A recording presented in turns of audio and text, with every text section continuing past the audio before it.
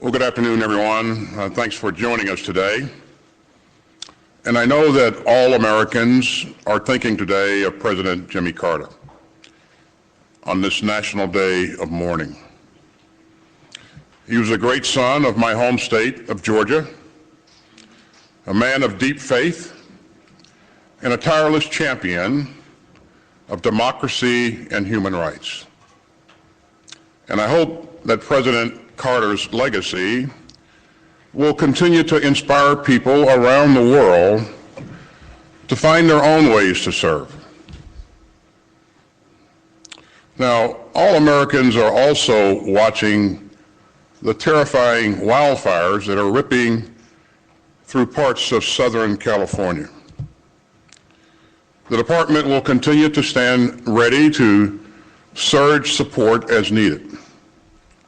That includes federal air assets that California can request to help fight the fire from the sky. And many U.S. military installations are in the area, and they have personnel and equipment that can also be used to fight this awful blaze. We stand with the people of California in this terrible time. Now, we've just wrapped up the 25th meeting of the Ukraine Defense Contact Group. And of course, that was my final time convening this contact group as Secretary of Defense. And I ended our session by challenging this history-making coalition to continue to support Ukraine. So I'd like to say a few words about that challenge. But I also want to take a few minutes to reflect on how far we've come. You know, throughout the day, I've been thinking back to our very first meeting here at Ramstein. We gathered on April 26, 2022, nearly 1,000 days ago. The world was reeling from the shock of Putin's imperial aggression. The Kremlin had invaded the second largest country in Europe with the largest military in Europe. And Russian troops had just massacred Ukrainian civilians in Bucha. And many pundits said that Ukraine was doomed. But President Biden saw a way forward, paved by Ukrainian courage and allied commitment. And I came to Ramstein after a secret visit to Ukraine with Secretary Blinken. We were in Kyiv during Orthodox Easter, and Ukrainian citizens were huddled in churches to pray, and Ukrainian leaders huddled in bunkers to plan. I heard directly from Ukraine's most senior leaders what it needed most, from President Zelensky on down. Now, in the days after Putin's all-out invasion, many countries were flooding Ukraine with ad hoc donations of ammo and other capabilities. But I knew that if Ukraine was to survive, we needed to coordinate that security assistance. And we needed to do so in a way that met the evolving nature of the fight. So I convened nations of goodwill right here at Ramstein, and I carried with me the urgency that I heard in Kyiv just hours earlier. So I opened our hastily arranged first meeting by urging some 40 countries to build a common understanding of the situation in Ukraine. And today, this contact group provides more than a common understanding. It provides a common cause. And today, some 50 countries of conscience are coordinating closely with Ukraine to send vital, consistent, and cutting-edge security assistance. and that has helped turn Ukraine's struggle into one of the great military success stories of our time. The Ukrainian military has shown breathtaking courage. And the Ukrainian people have shown magnificent defiance. Ukraine's cause has inspired free people everywhere, including in my country. And you know, back in the desperate days of February 2022, Ukrainian citizens were making Molotov cocktails to defend their homes. But today, with the help of this contact group, Ukraine has a battle-tested military and a booming defense industrial base. We're meeting the most urgent needs of Ukraine's troops, even as we're building Ukraine's future force. And over the past 3 years, we've helped coordinate striking improvements to Ukraine's capabilities, all while managing our own readiness. Now, we know that no single capability will turn the tide. So we have always stayed focused on what works and on the combined effect of Ukraine's capabilities. You know, Ukraine has started to fly fourth-generation fighter jets. It now fields advanced Western air defense capabilities.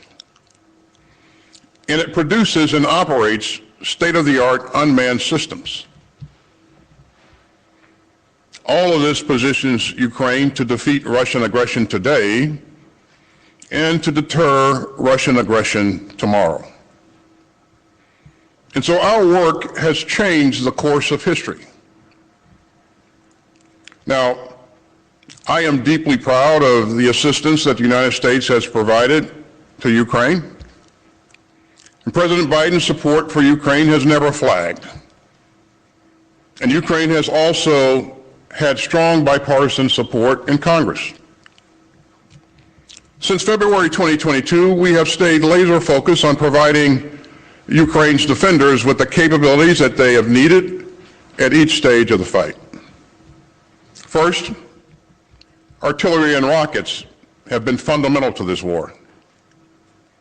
Since 2022, the United States has provided Ukraine with more than 2 million artillery rounds and more than 20,000 rockets, all while maintaining the readiness of our own forces.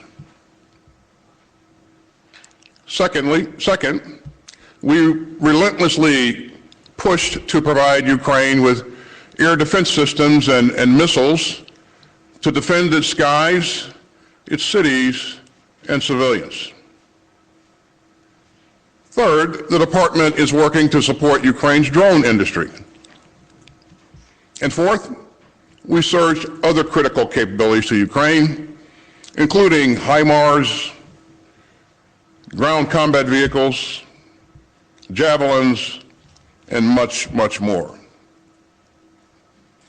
And time and again, we've seen the huge significance of these combined capabilities. In fact, many of these lower key capabilities have had a far greater battlefield impact than some higher profile systems that we've also helped to provide, including F-16s and Abrams tanks and ATACMS.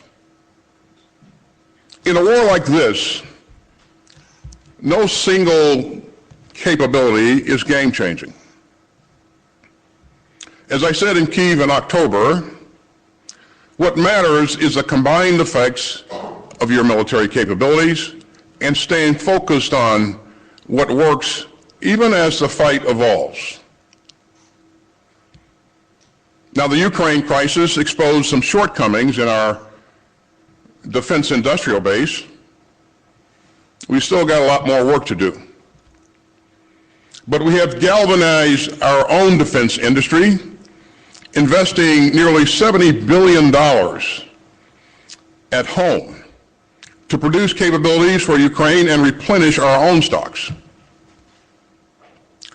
And so we still face major challenges ahead. But as a founder of this contact group, I am very proud of the way that our allies and partners have stepped up. Since April of 2022, the contact group's other members have committed more than $60 billion in direct security assistance to Ukraine. Ukraine's needs on the battlefield have evolved over the past 2.5 years, and so have the contributions of the coalition. Denmark, Finland, Germany, the Netherlands, Norway, Poland, Sweden, and Spain have joined to provide Ukraine with more Leopard tanks.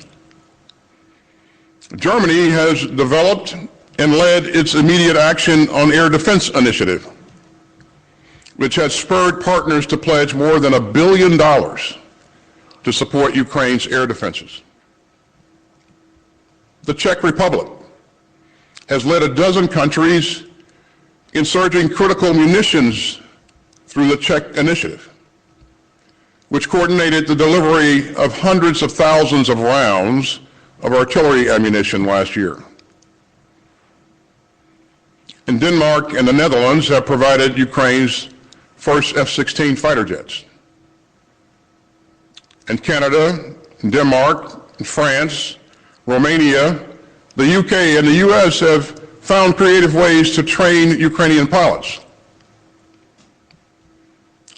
And Ukraine's partners have provided broad and sustained support, from Patriot and Hawk air defense systems to thousands of armored vehicles. And so all told, contact group members have committed more than $126 billion in security assistance to Ukraine. They've expanded production capacity in factories around the world, and they've raced in sustainment capabilities to keep Ukraine's equipment in the fight. So this coalition has become the arsenal of Ukrainian democracy. It has become an engine of global security. And this contact group has become the most consequential global coalition in more than 30 years. The contact group's mission is now driven by its 8 capability coalitions, with support from the national armaments directors. And today, 14 countries and Ukraine lead these important coalitions. They focus on Ukraine's Air Force, armor, artillery, demining, drones, information technology, integrated air and missile defense, and maritime security. And today, the ministers of defense here endorsed each of the coalition's roadmap for Ukraine's future force. Now, each roadmap lays out an efficient and sustainable approach to helping meet Ukraine's long-term and near-term capability needs. And that's how this contact group has produced so much progress. By working together for our shared security interests, and by standing together for our shared principles. And the battlefield results have been plain. Since 2022, Russia has suffered more than 700,000 casualties in Ukraine. Now, that's more than Moscow has endured in all of its conflicts since World War II, combined. Russian casualties in Ukraine now surpass 2/3 of the total strength of the Russian military at the start of Putin's war of choice. In November 2024 alone, Russia lost nearly 1,500 troops a day. You know, volunteers cannot make up for these stunning losses. And so the Kremlin has been reduced to scouring Russia's jails and coercing contract soldiers. Moscow has even rushed troops from North Korea into a war that they don't belong in. That's another clear sign of Putin's desperation. North Korean forces have suffered more than 1,000 casualties since they enlisted last December in Putin's war. And of course, there are other estimates that are far north of that. Meanwhile, the economic cost to ordinary Russians of Putin's imperial fantasies has also been staggering.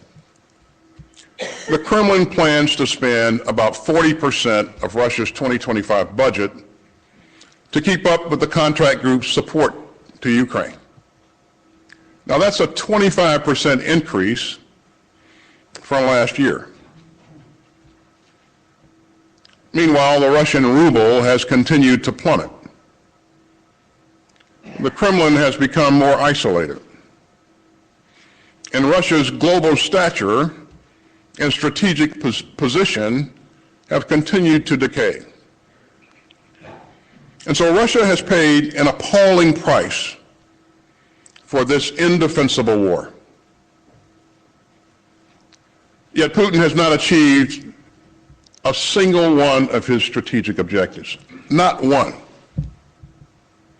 In fact, Putin was so bogged down in Ukraine that when the vicious Assad dictatorship in Syria collapsed after more than 50 years, all he could do was watch.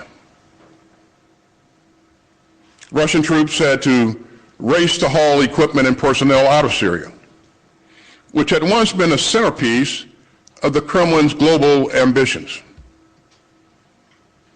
Putin's failure to save the Assad regime is a stark warning to the few remaining countries that might align themselves with the Kremlin. Now, I am deeply mindful of the anguish that Putin has inflicted on Ukraine. For Ukraine, these have been years of tragedy, of entirely unnecessary agony caused by one man's imperial greed. In my final hours at Ramstein as Secretary of Defense, I mourn for every Ukrainian man, woman, and child killed in Putin's murderous war. And I salute the Ukrainian troops who are fighting so bravely for their country and for their freedom. And this coalition has had their backs for nearly 3 hard years of war. And we must not stop now. So I'm leaving this contact group not with a farewell, but with a challenge. The coalition to support Ukraine must not flinch. It must not falter, and it must not fail. Ukraine's survival is on the line, but so is all of our security. Putin wants to avenge a fallen empire and to rebuild it. The Kremlin's assault starts with Ukraine, but it will not end there. And the dangers are global. Putin wants a world where empire tramples sovereignty, a world where conquest trumps human rights, a world where tyranny bulldozes democracy. Every autocrat on earth is watching to see whether Putin gets away with it. And so this coalition must continue to stand foursquare with Ukraine and to strengthen Ukraine's hand for the negotiations that will someday bring Putin's monstrous war to a close. Now that road is challenging, but all the alternatives are far worse. No responsible leader would let Putin have his way. As I have said, peace is not self-executing. Order does not preserve itself. And security does not expand on its own. And so we must stand up for our security. We must hold firm to the bedrock principle that aggression is a sin. And we must never lose our nerve. So let me again urge countries of conscience from around the world to help Ukraine succeed and to ensure that Putin does not prevail. And to my brave Ukrainian teammates, and to my friends who have already given and sacrificed far too much, let me urge you to stay in the fight. We have come so far over the past 25 years, the past 25 meetings of this contact group. And the structure of this coalition is built to succeed, built to adapt, and built to last. 3 years ago, at the founding of this contact group, I said here at Ramstein that this coalition reflects a galvanized world. It still does. I call Putin's war baseless, reckless, and lawless. It still is. And I call the Kremlin's onslaught a challenge to free people everywhere. It still is. I will always be proud that the Ukraine Defense Contact Group has held high the torch of security and freedom. And so I will keep saying it. Free people must refuse to replace an open order of rules and rights with a violent world of force and fear. Thanks again for being here. And with that, I'll be happy to take some questions. Thank you, Mr. Secretary. Our first question will go to Tara Kopp, Associated Press. Mr. Secretary, I'd like to start with the wildfires, given the scope and the destruction going on in California. Why haven't more troops and aircraft been sent? Is it because California hasn't asked? And if they do ask, how quickly could DoD send additional assets there? And then secondly, on Greenland, do you think President-elect Trump is serious about taking Greenland from NATO ally Denmark? And how destructive are these remarks to the NATO alliance? And then for my last and third question for you, has the incoming administration reached out to you at all about continuing the Ukraine Defense Contact Group? And if not, how concerned are you that this might be the last meeting of this historic group? It's Tara, isn't it? Close. Well, Tara, first of all, the U.S. military stands ready to assist in any way that we possibly can to help the people of California. As you know, California has a lot of capability on its own, but these are pretty significant fires. And while few requests have been made thus far, we stand ready to surge capability in as quickly as possible. And I've done some things to cause our troops to get in a three-point stance to make sure that, if the whistle blows, we are ready to move in and provide assistance. But and so far those additional assets have not been requested? Well, we are providing some modular firefighting systems so that when the winds allow, we're able to employ that system in support of California.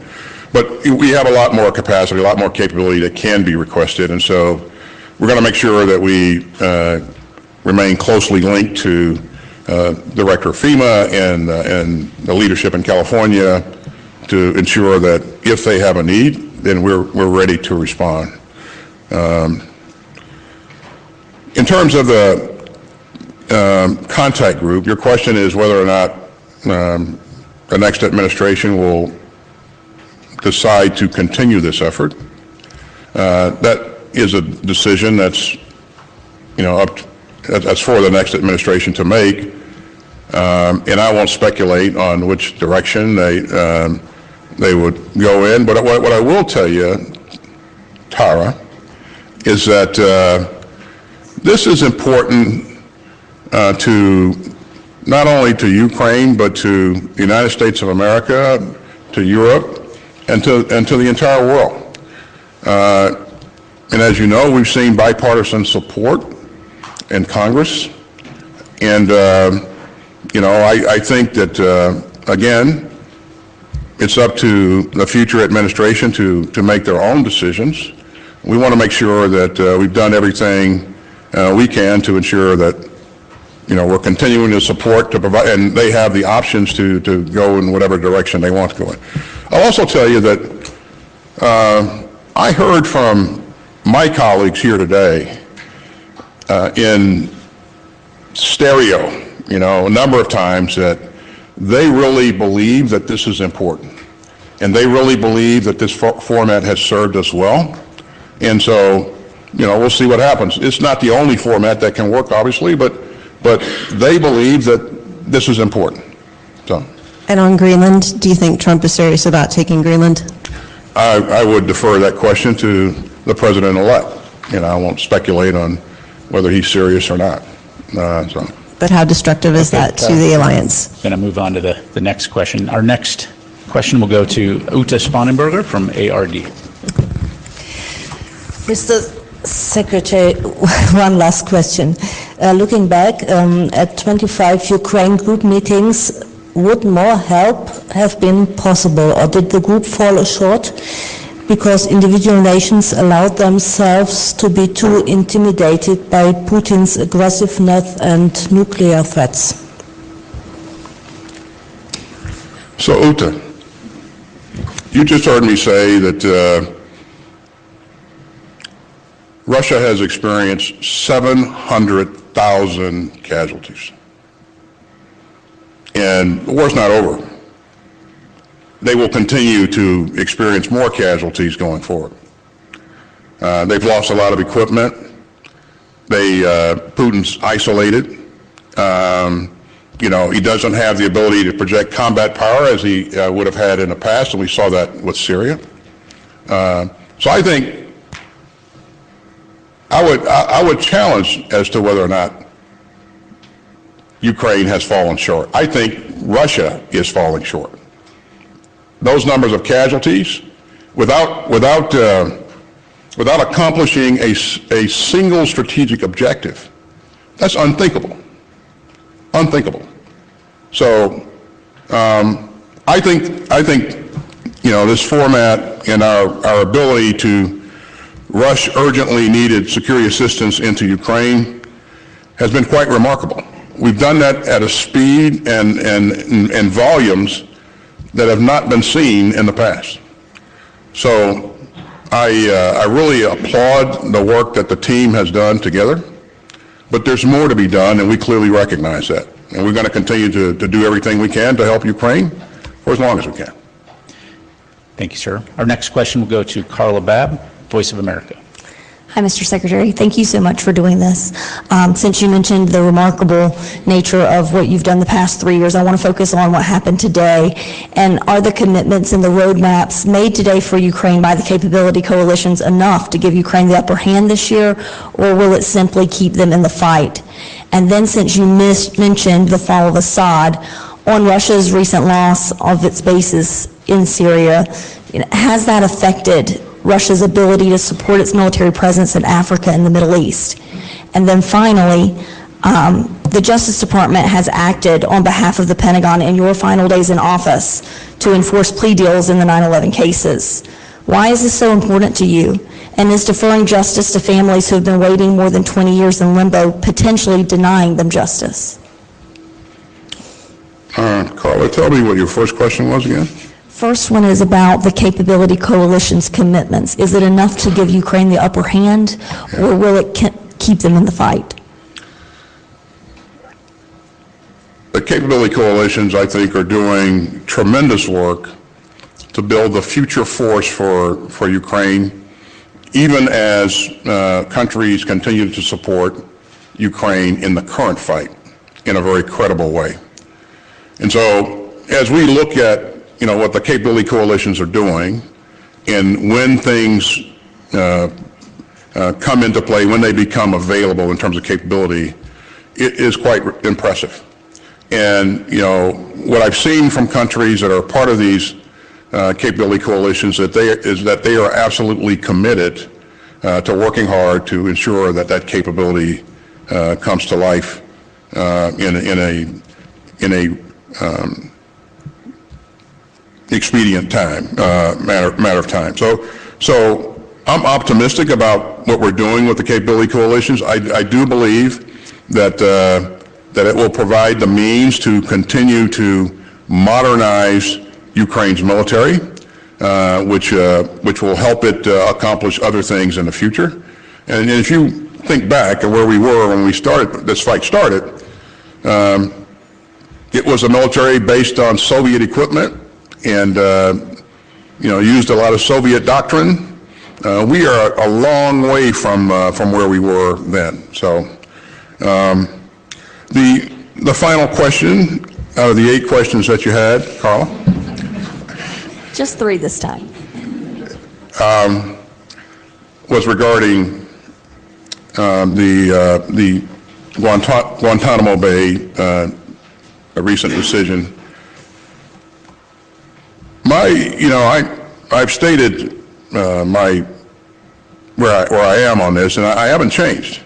And so we are in the process of appealing that ruling, and since we are appealing it, I don't have any comments to make on the issue.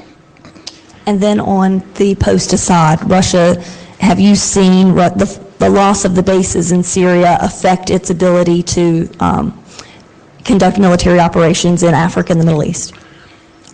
I think that, based upon the fact that Russia used its capabilities, its bases in Syria to project combat power into Africa, I think that we will see a knock-on effect. We will see that this will affect their ability to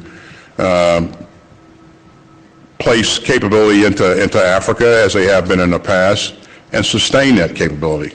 So yeah, I think it's going to have an effect. So. Our final question will go to Anselm Stern from ZDF. Thank you very much, Mr. Secretary. In a few days, Donald Trump will be president. Will the United States remain a reliable partner in NATO? And what do you expect from your successor as Secretary of Defense? Thank you. The United States of America has always been a reliable partner. We will always be a reliable partner in the future. Just like any other country, we have administrations change, and some policies change from time to time, but our values don't change. Our commitment to allies and partners doesn't change either. So in terms of what I would expect, that's irrelevant. The question is, what does his boss expect from him? And I've had a great boss that I've had the ability to engage frequently and been given the latitude to accomplish what needs to be accomplished, and so it's been a great experience for me. And I would hope that any future Secretary of Defense would enjoy that same kind of relationship. If you don't have that relationship, it's a very difficult job to do. But I've been blessed to work with, to be able to work with an incredible team in DOD, but also, in the cabinet, especially the members of the National Security Council. It's all been very positive. All been a very positive experience, and that's a great thing, because if you look at the challenges that we've been faced with, we've had to manage multiple significant challenges simultaneously. We were able to do that because I think we had a very solid national security strategy. My boss continued to resource us in a way that allowed us to execute that strategy, and so it's been a pretty good experience for me, and I have thoroughly enjoyed having the opportunity. And I think if you look at where we are right now, our adversaries are weaker. Our relationships with our allies and partners are stronger. The economy is as strong as it's been in a long time, and so I think we're in pretty good shape. And Patrick, I think that's the last question. Thank you, Mr. Secretary. That was the last question. This concludes our press briefing, ladies and gentlemen. Thank you for joining us today.